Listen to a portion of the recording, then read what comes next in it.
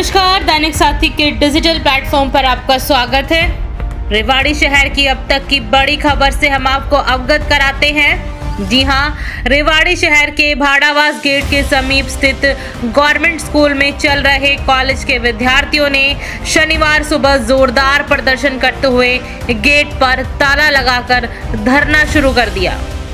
विद्यार्थियों ने सरकार व प्रशासन के खिलाफ जमकर नारेबाजी की और आपको बता दें कि 2015 में रेवाड़ी नई अनाज मंडी में मुख्यमंत्री मनोहर लाल ने रेवाड़ी में गवर्नमेंट कॉलेज खोलने की घोषणा की थी, जिसके बाद कॉलेज भाड़ावास गेट के पास गवर्नमेंट स्कूल के कमरों में शुरू किया गया था। और आपको बता दें कि कॉलेज का निर्माण सेक्टर 19 में होना था। इसके लिए 5 एकड़ जमीन का निर्धारण भी किया गया था, लेकिन बाद में इसको रिजेक्ट कर दिया गया। तभी से लेकर कॉलेज स्कूल के कमरों में चल रहा है। वहीं कुछ दिनों पहले एक बैठक के दौरान कॉलेज को ही अनफिजिकल बता दिया गया और इसके चलते ही विद्यार्थियों में सरकार व प्रशासन के खिलाफ भारी रोष है। 7 दिन पहले भी विद्यार्थियों ने जिला सचिवालय पर पहुंचकर प्रदर्शन करने के बाद ज्ञापन देकर सरकार को अल्टीमेटम दिया था। बावजूद इसके कोई समाधान नहीं हुआ। बहरहाल शनिवार को विद्यार्थियों का धैर्य जवाब दे गया और विद्यार्थियों ने जोरदार प्रदर्शन करने के बाद मुख्य गेट पर ताला जड़कर धरना शुरू कर दिया।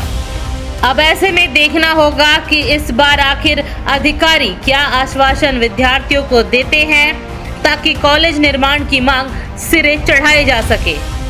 लेकिन इतना जरूर कहा जा सकता है कि रेवाड़ी के जनप्रतिनिधियों की कमजोरी के चलते आज ये छात्र पढ़ाई करने के बजाय प्रदर्शन कर धरने पर बैठने को मजबूर हैं। बेटा क्या नाम है? मेरा नाम एकता भारद्वाज है। क्या कहोगे, आज फिर बच्चे सड़कों पर, अभी कुछ दिन पहले भी आप सीटीएम से मिले और आज फिर दोबारा आपको सड़कों पर बैठना पड़ा। इस पर मैं यही कहूँगी कि लास्ट टाइम हम जब डीसी सर के ऑफिस गए थे, हमने स्पेशल उन्हें कहा था, यहाँ तक कि बच्चे धारणा के लिए भी बैठे थे, फिर भी उन्होंने कुछ नहीं कहा। 10 दिन का टाइम दिया, मंडे का टाइम दिया, अगर कुछ भी नहीं होगा तो हमें फिर से बैठना पड़ेगा। लेकिन अब इस बार तो हमने ताला लगा दिया, अब भी अगर वो कुछ नहीं करेंगे तो हम इससे भी आगे कुछ कर सकते हैं, इसलिए हमारी मांग पहले मानी जाए। नहीं लगता कि जो आप प्रोटेस्ट में समय लगाते हैं, कहीं ना कहीं आपकी पढ़ाई भी बाधित हो रही है? आपकी पढ़ाई नहीं बाधित हो रही इस चीज़ से? पढ़ाई में रुकावट आती है ना प्रोटेस्ट करने से, तो फिर भी सरकार आपकी बात नहीं सुन रही। आखिर क्या लगता है आपको? सरकार से तो मैं यही कहूँगी कि यही पढ़ाई बारीक नहीं है, हमारी टीचर्स की भी यहाँ पे कमी है, क्लासरूम भी कमी है। बच्चों को यहाँ पे जब शिक्षा लेनी पड़ती है, एक क्लास को छोड़ के दूसरी क्लास में बाहर जाना पड़ता है। जब एक क्लास के बच्चे बाहर जाएंगे, उसके लिए दूसरी क्लास को यहाँ की क्लास लेनी पड़ेगी। यहाँ पे सिर्फ 5 कमरे हैं जिसमें पढ़ाई हो रही है और 2 कमरे स्टाफ के लिए है ओनली। अब अगला कदम क्या होगा आपका? फिर भी नहीं सुनती सरकार?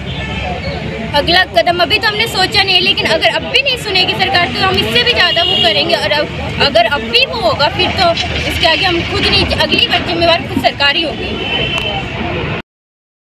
लगातार जो आप प्रोटेस्ट कर रहे हैं, टीचर्स की कमी हो रही है, स्कूल की कमी हो रही है, कमरों की कमी हो रही है, मैं यही कहना चाहूँगी सरकार से, एक तरफ तो वो बेटी बचाओ बेटी पढ़ाओ का नारा दे रही है, ऊपर से वही बेटी आज सड़क पे बैठी है, तो वो कुछ कर क्यों नहीं रही? ये कि तमाशा और बेटियों का मजाक बनाया जा रहा है। यहाँ पे कोई ठोस कदम क्यों नहीं उठाया जा रहा अब तक? क्योंकि पहले भी हम काफ़ी बार इसी टॉपिक पर नोटिस दे चुके हैं, लेकिन अब तक कोई कार्रवाई नहीं की गई है। पहले भी हमें टाइम टू टाइम दीजिए, कभी 10 दिन कभी 15 दिन, लेकिन फिर भी कोई नोटिस का कोई अभी सुनवाई हमारी इस बारे में नहीं हो पा रही है। तो हम सरकार से कहते हैं जल्दी से जल्दी हमारी आवाज़ को सुना जाए, और अगर उन्होंने ऐसा नहीं किया तो इसी प्रकार हमारा धरना प्रदर्शन चलता रहेगा। जब तक वो नहीं मानेगी, जब तक इसी तरह रोज़ हम यहाँ पर प्रदर्शन करते रहेंगे, कभी ख़त्म नहीं होगा। क्या नाम है भाई आपका? मेरा नाम जयप्रकाश। आज धरना प्रदर्शन पे बैठे हो, क्या लेकर बैठे हो?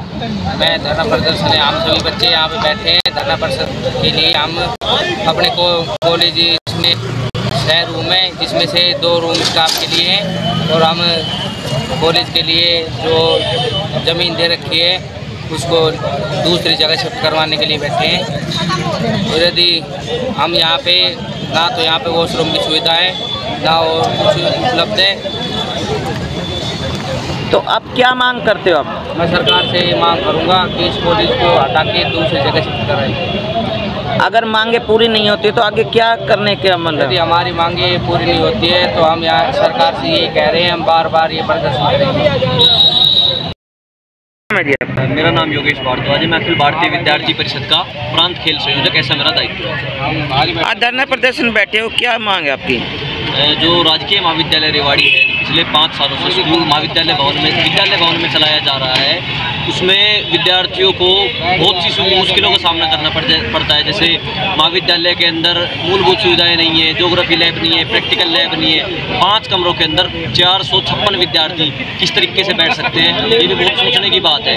इसमें 2 कोर्स चलते हैं, बी और बी, जिसमें 6 क्लासेस तो होनी चाहिए, पर विद्यार्थियों को पढ़ने के लिए केवल 5 कमरे दिए गए हैं, जो कि बहुत सोचने का विषय है। विद्यार्थी परिषद शुरुआत से, जब से राजकीय महाविद्यालय रेवाड़ी की घोषणा हुई है, तब से ही राजकीय महाविद्यालय के भवन निर्माण के लिए मांग उठाती आई है, परंतु सरकार इस विषय पर कोई भी ध्यान नहीं दे रही है। अब क्या मांग करते हो सरकार से आप?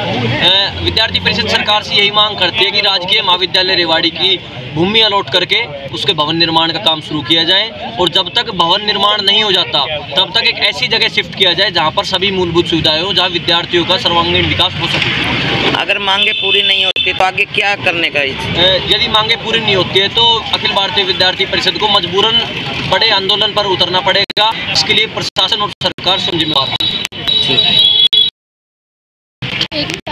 आज धरना प्रदर्शन पे बैठे हो, क्या मांगे?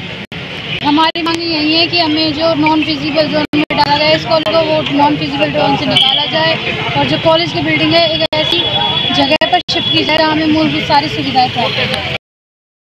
मेरा नाम सिमरन है, मैं राजकीय महाविद्यालय रेवाड़ी की छात्रा हूँ। इस महाविद्यालय को जैसे कि आप देख रहे हैं, इसकी हालत कितनी बुरी है। यहाँ पर एक तो बच्चों को बहुत सारी असुविधा हो रही है, और भी बहुत सारी समस्या का सामना करना पड़ रहा है। हम सरकार से इसी मैटर में काफ़ी बार नोटिस दे चुके हैं, लेकिन अब तक कोई ठोस कदम नहीं उठाया है। तो इसलिए अब हमें सड़कों पर उतरना होगा। वैसे तो सरकार बेटी बचाओ बेटी पढ़ाओ नारा दे रही है, ऊपर से हमारे साथ खेल खेल रही है। जिनकी बेटी सड़क पे बैठी है, अब उनका क्या कहना है इस बारे में? मैं सरकार से ये सवाल करना चाहती हूँ। लेकिन फिर भी अब यहाँ पर जैसे कि इस कॉलेज में 5 कमरे अलॉट किए गए हैं, और वहाँ पर BA BCom 2 कोर्स की क्लासेस चल रही हैं, और जैसे एक क्लास से बच्चों को क्लास खत्म होने के बाद दूसरे बच्चों को परेशानी बहुत होती है, बाहर आना पड़ता है। ना यहाँ कैंपस सुविधा, ना ज्योग्राफी लैब है, ना यहाँ पर स्टाफ को भी सिर्फ 2 ही कमरे अलॉट किए गए हैं, जिसमें ऑफिस भी उसी में ही है, लाइब्रेरी भी उसी में ही है, स्टाफ रूम भी उसमें ही है, हर चीज़ की यहाँ सुविधा है। ना यहाँ तो पानी की सुविधा है, ना वॉशरूम वगैरह की सुविधा है। हम सरकार से यही मांग करते हैं कि प्लीज़ वो हमारी मांगों को सुने, इस कॉलेज को नॉन फिजिबल जोन से बाहर निकाले, और जब तक इस कॉलेज की बिल्डिंग का निर्माण नहीं होता तब तक इसे ऐसी जगह। धरना प्रदर्शन में बैठे, किस चीज़ को लेकर बैठे? जो हमारा जो कॉलेज है ये नॉन फिजिबल जोन में डाल दिया गया है, इसको नॉन फिजिबल जोन से बाहर निकालने के लिए हम यहाँ पर बैठे हैं, ठीक है। और इस कॉलेज को ऐसी जगह शिफ्ट कराया जाए जहाँ पर हमारी मूलभूत आवश्यकताएं पूरी हो। न तो इसमें वॉशरूम करने के लिए अच्छी तरह से वॉशरूम भी नहीं है, और न कक्षा में बैठने के लिए खिलाफ है। हमारे कॉलेज में 4 छात्राएँ हैं, सिर्फ उसके लिए सिर्फ 5 कमरे अलॉट किए गए हैं। बाकी छात्र बाहर रहते हैं। ना इसमें खेलने के लिए ग्राउंड है, ना लाइब्रेरी है, ना कंप्यूटर रूम है, और ना कोई बात है। अब आप सरकार से क्या मांग करते हैं? यही मांग करते हैं कि राजकीय महाविद्यालय ऐसी जगह शिफ्ट किया जाए जहाँ हमारी मूलभूत आवश्यकता पूरी हो, और इसको नॉन फिजिबल जोन से बाहर निकालें। परिषद हरियाणा का प्रांत खेल संयोजक, ऐसा मेरा दायित्व है। योगेश जी, लगातार प्रोटेस्ट कर रही है ABP, बच्चे आज भी गेट के ऊपर बैठे हुए हैं, क्या है पूरा मामला, और क्यों नहीं सुलझ पा रहा है? राजकीय महाविद्यालय रेवाड़ी की घोषणा है तो 2015 में माननीय मुख्यमंत्री जी द्वारा की गई थी, जिसकी ज़मीन सेक्टर 18 में अलॉट करने की बात की गई थी। ये जो महाविद्यालय है राजकीय महाविद्यालय रेवाड़ी 2017 से चल रहा है। पहले ये सेक्टर 18 जो राजकीय कन्या महाविद्यालय उसमें चलता था, उसके बाद इसे बॉयज स्कूल में शिफ्ट कर दिया गया। लगभग 4 साल से महाविद्यालय स्कूल बिल्डिंग में चल रहा है, जिसमें 456 से ज़्यादा विद्यार्थी शिक्षा ग्रहण करते हैं। आज तक इसमें 5 कमरे तो स्टूडेंट्स के लिए दे रखे पढ़ने के लिए, और 2 कमरे ऑफिस वर्क के लिए दे रखे हैं। इसमें लाइब्रेरी की सुविधा नहीं है, ना ही पंखे चलते हैं। जब बारिश आती है तो छतों में से पानी टपकता है।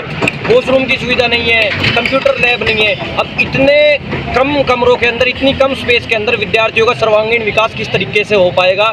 मैं सरकार से पूछना चाहता हूँ। हमने पहले भी इस विषय पर कई बार माननीय मुख्यमंत्री जी, माननीय शिक्षा मंत्री जी के नाम ज्ञापन दिए हैं, परंतु आज तक इस विषय पर कोई भी ध्यान नहीं दिया गया। क्या मंशा है कि एक तरफ सरकार कहती है कि बच्चों को उच्च शिक्षा देंगे, नए नए आयाम कायम करती है, और बावजूद इसके बच्चे सड़कों पर।